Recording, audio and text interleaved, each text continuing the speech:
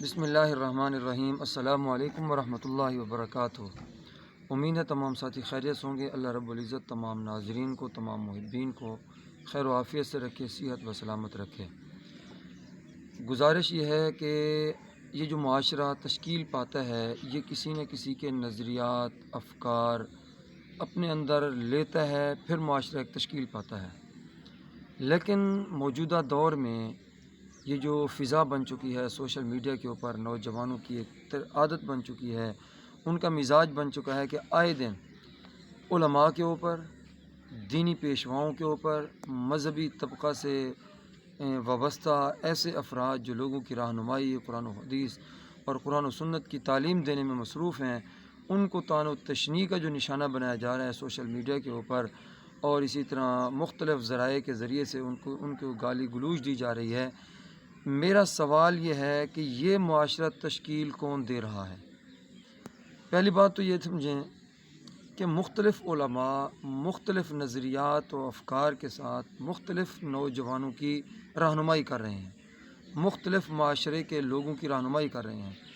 فرض کریں مکتب دیوبند سے تعلق رکھنے والے علماء مکتب دیوبند کے نوجوانوں کی رہنمائی اور ترجمانی کر رہے ہیں، مکتب بریلوی سے تعلق رکھنے والے علماء بریلوی عوام اور ان کے نوجوانوں کی رہنمائی کر رہے ہیں، مکتب اہل حدیث سے تعلق رکھنے والے علماء اہل حدیث نوجوانوں کی رہنمائی کر رہے ہیں۔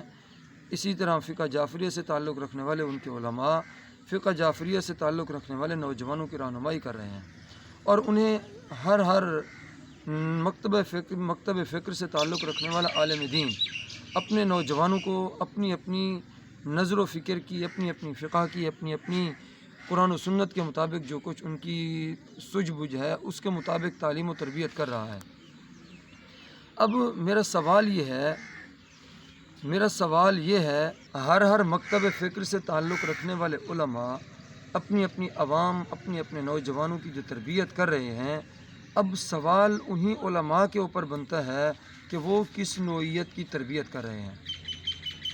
اگر ہم غور و فکر کریں تو یہ بات مجھے سمجھ آتی ہے کہ بھی سوشل میڈیا کے اوپر ایک عالم دین کے اوپر تنقید کرنے والا بھی سب سے پہلے عالم دین ہوتا ہے، اور وہ تنقید اتنی شدت سے کرتا ہے کہ گویا اگر وہ عالم دین جس کے اوپر تنقید کی جا رہی ہے سامنے ہو تو شاید اس کی جان کو بھی خطرہ ہو۔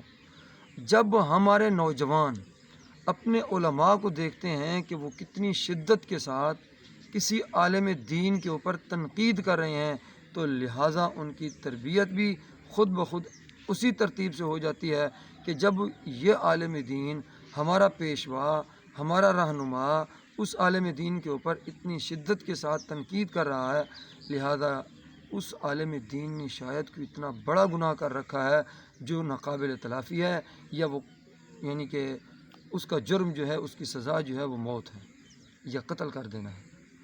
تو یہ معاشرہ کون تشکیل دے رہا ہے؟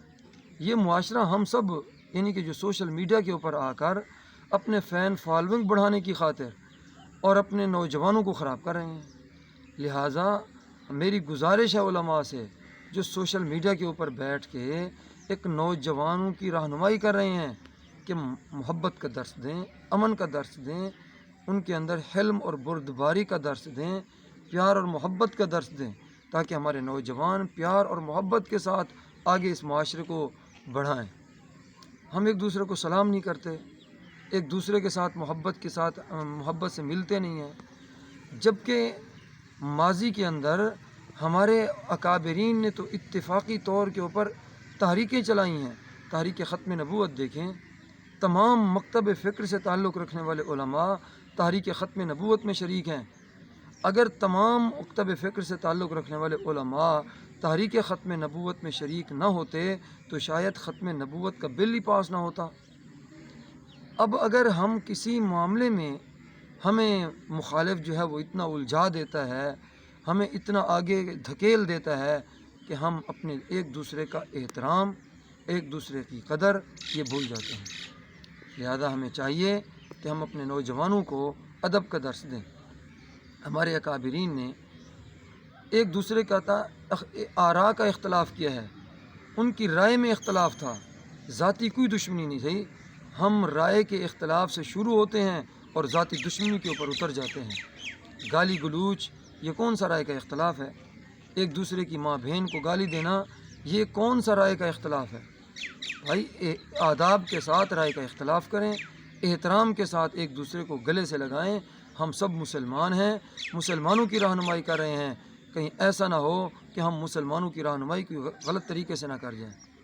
تو بہرحال اللہ رب العزت ہمارے علماء کو عافیت کے ساتھ رکھے اور ہماری نوجوان نسل کو بھی ہدایت کے اوپر گامزن فرمائے۔ اللہ رب العزت ہمارا خاتمہ ایمان پہ فرمائے۔ تو پھر دوبارہ میری گزارش ہے علماء سے کہ نوجوانوں کی تربیت رہنمائی محبت والی کریں، امن والی کریں، اتفاق والی کریں، اور یہ سمجھائیں کہ بھی ہم مسلمان ہیں، اب ہم سب لوگوں کو مسلمان بن کے کام کرنا ہوگا۔ یہودی متفق ہو چکا ہے، فلسطین کے مسلمانوں کے خلاف پوری کافر دنیا متحد ہو چکی ہے، لیکن مسلمان آج بھی دست و گریباں ہیں، آپس میں ایک دوسرے کی نفرت کی آگ ایک دوسرے کے دلوں کے اندر موجود ہے۔ بھائی اس کو ختم کریں۔ وہاں اگر ہم دیکھیں انگریز کے اندر، یہودیوں کے اندر بہت زیادہ فرقے ہیں، لیکن وہ مسلمانوں کے خلاف متحد ہو چکے ہیں، اور مسلمان باوجود یہ کہ وہ ذبح ہو رہا ہے، کٹ رہا ہے، ان کی نسل کشی کی جا رہی ہے، ان کی عورتوں کی تذلیل کی جا رہی ہے، لیکن ایک دوسرے کے دست و گریباں ہیں۔ تو گزارش ہے میری علماء سے کہ نوجوانوں کو اتفاق کا درس دیں، محبت کا درس دیں۔ اللہ رب العزت ہمیں محبت کے ساتھ، اتفاق کے ساتھ زندگی گزارنے کی توفیق عطا فرمائے۔ السلام علیکم ورحمۃ اللہ وبرکاتہ۔